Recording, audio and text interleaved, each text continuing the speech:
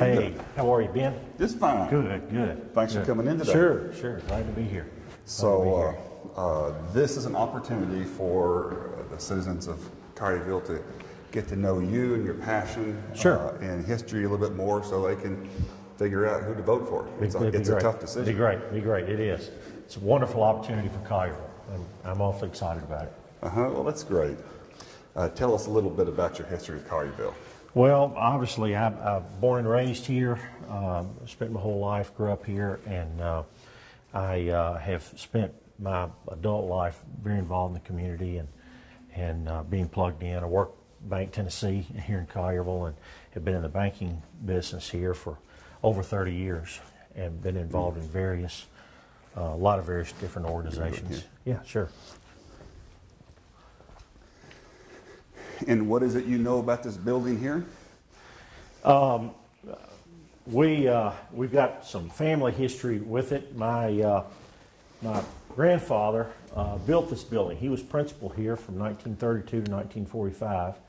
His name was C.H. Harrell, and he was the principal, and he built this building, and he looked at it as much of a school building. It was, back then, it was K through 12. I mean, it was the Collierville school, and everybody went to school here, and he looked at it as much of a community center, and he wanted the community to be involved with it. They have a wonderful auditorium here, and he had a lot of vision for that, and so we've got a lot of history with that. It means a lot to us.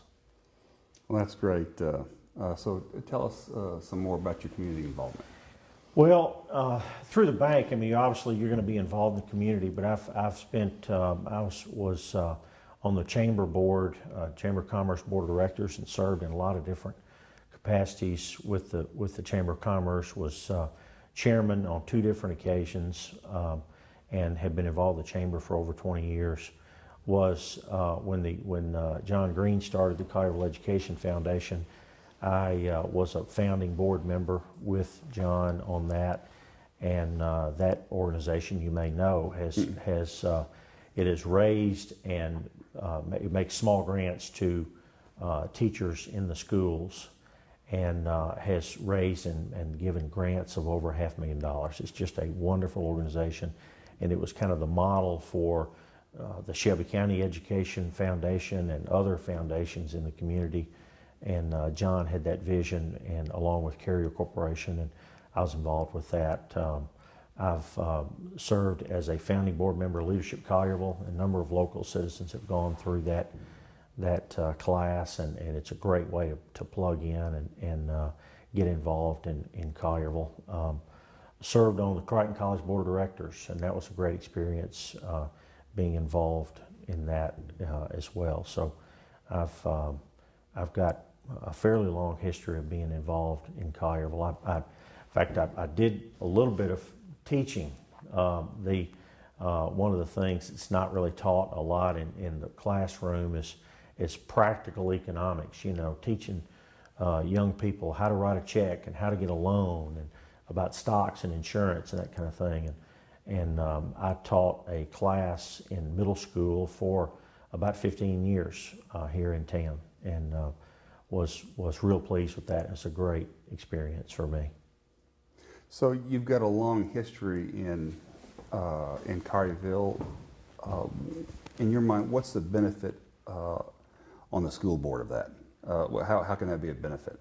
Well, I just think it's knowing Collierville and knowing I know all of the principals here in town, know many of the teachers, and I think just my involvement over time gives me a great leg up on understanding what the needs of the school is, and what they're going to need going forward, and how best to help them. And so I think that lends itself to being a part.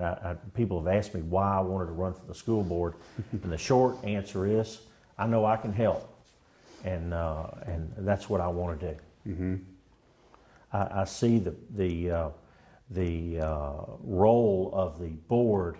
It's not I think the job of educating the children belongs to and running the school system on a day-to-day basis is the superintendent and the principals and the teachers.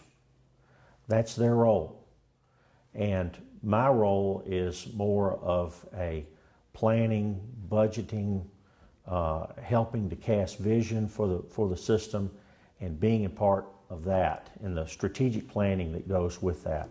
And I see the role of the school board is that it's not my job to tell Collierville Elementary School when they open and when they have class and what they teach and so forth. I mean, I certainly want to help if I can help in that regard, but I don't see that as our role. I think the fiscal side and the money side of it is where we can help. I think having a relationship with not only Shelby County, I think that's important, but also on the state level with our legislators, and I think having a relationship with them is a big piece of it as well. I've got a number of principals who believe in me, who retired from the Collierville school system. Mary Ann McNeil, she was the longtime principal at Crosswind Elementary.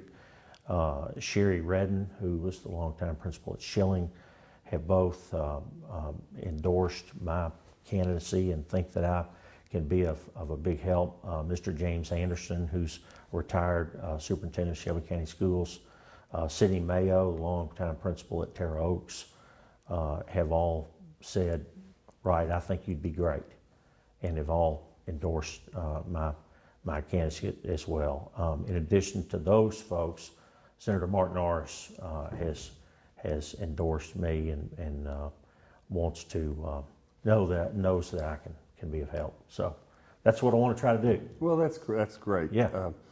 Tell us a little bit about the school superintendent. Hiring the school superintendent, that's going to be a tough decision. It is. And there's going to be 3 or 4 candidates, and they're all going to have resumes.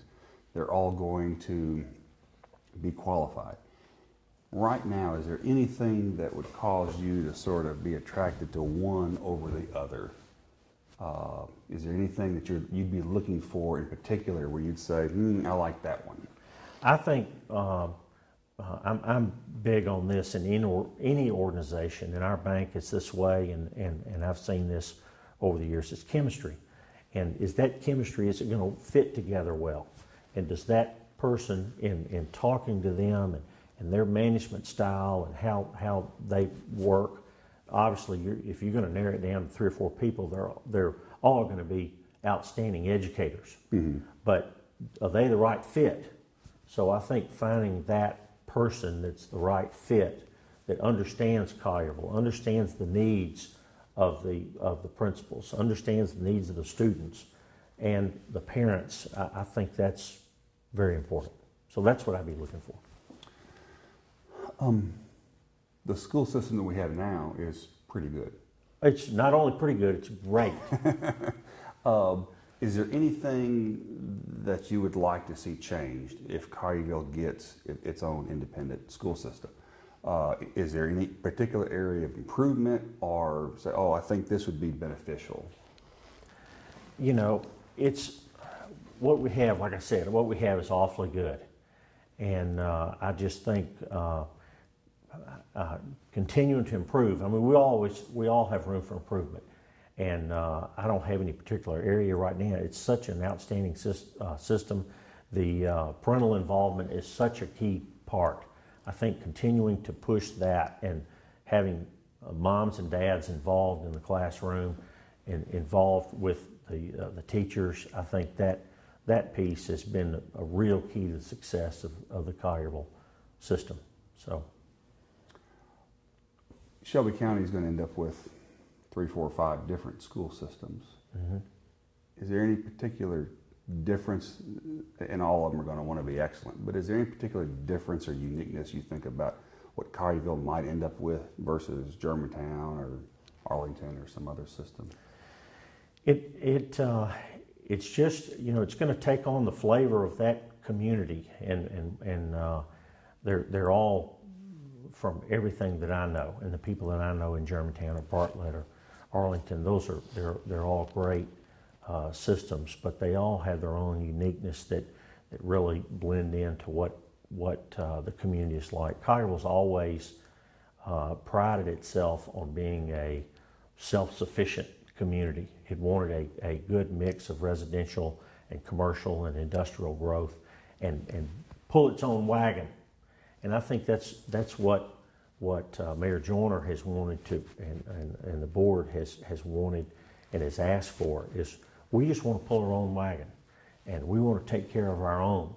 And I think Collierville is great at that, in taking care of our own. And when there's needs within the system, Collierville rallies to that and answers the call. So that's what I see for this system. There's going to be a lot of decisions, and there's going to be controversy. There'll be board members with different opinions and parents with different opinions. In a situation where there's controversy, how do you lead in that situation? All board members have a certain style of leadership that they wouldn't be on the board if they're not a leader, but there's different styles. Sure. What's your style of leadership, and how do you interact with conflict? Well, I'm a middle child, and the middle child tends to try to be the peacemaker and find common ground, and I think we're going to have to do that. We're going to have to find places where we are most alike, and we're going to have disagreements. There's no doubt about that. But if we keep in mind what's best for the students, and what can we do to have the best system, we have just, if I want to drive downtown Memphis, we got different ways to get there. You can drive around the interstate to get downtown. You can drive straight down Poplar to get downtown. They're both different ways of getting there, but you want to arrive at the same place. And I think the board needs to look at that. We're all after the same goal, doing what's best for the students, and just finding places. I try to be a consensus builder rather than a pound the table. You need to do it my way or the highway. That's not my style. So finding ways that we can build consensus, I think, is going to be important. So that's good. Tell us what you would do in this situation.